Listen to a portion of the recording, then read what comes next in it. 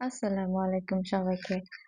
আজকে রান্না করছিলাম আমার ফেভারেট সবথেকে ইজি রেসিপি টুনা ভুনা।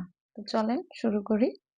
আমি ফার্স্টেই কড়াইতে তেল গরম করে পেঁয়াজ দিয়ে নেড়ে লবণ দিয়ে নিচ্ছি। আমি ফার্স্টেই লবণ দিই কারণ হচ্ছে যে পেঁয়াজটা যাতে তাড়াতাড়ি একটু নরম হয়ে যায়। দেন আমি বাকি মসলাগুলো এক এক করে দিয়ে দিচ্ছি। বেসিক মসলাই, কোনো স্পেশাল অন্য কোনো মসলা এখানে এড করছি না।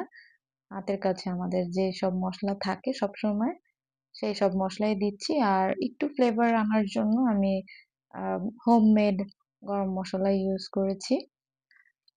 দেন মসলাটা একটু ভুনা করে একটু পানি দিয়ে কষিয়ে নিব।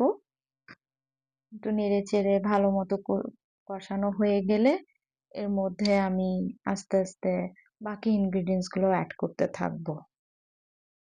মসলা কষানোর পানিটা একটু টেনে আসলে এর মধ্যে আমি পাকা টমেটো অ্যাড করে দিব।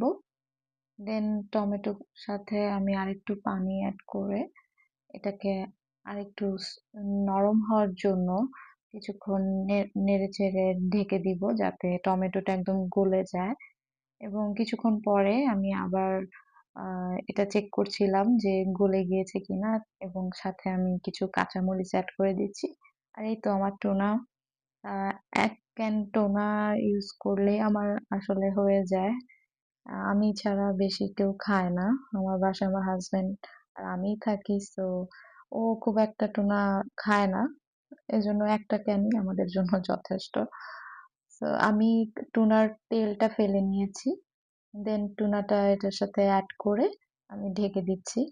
কিছুক্ষণ পরে আবার একটু নেড়ে-চেড়ে পানিটা শুকিয়ে আসা পর্যন্ত ওয়েট করব এবং টমেটোটা ঠিকমতো গলেছে কিনা চেক করে নিব। পানিটা টেনে এসেছে। এই পর্যায়ে আমি ফ্রোজেন ধনেপাতা এড করে এটা নামিয়ে ফেলবো।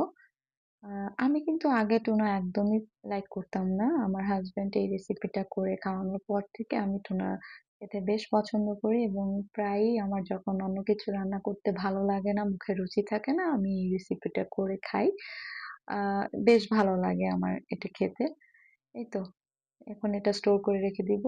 আর ওই যে দেখা যাচ্ছে আমার ছেলের খাবারও আমি রেডি করে রেখেছি। কেউ যদি এই রেসিপিটা চান প্লিজ আমাকে কমেন্ট করে জানাবেন। আমি সেটাও আপনাদের সাথে শেয়ার করতে পছন্দ করব অবশ্যই। সবাই ভালো থাকবেন, সুস্থ থাকবেন। এই কামনা করে শেষ করছি আজকের আমার সবথেকে ইজিয়েস্ট রান্নার রেসিপি। আর হ্যাঁ, এই রেসিপিটা আপনি নিজের পছন্দ অনুযায়ী টপিংস দিয়েও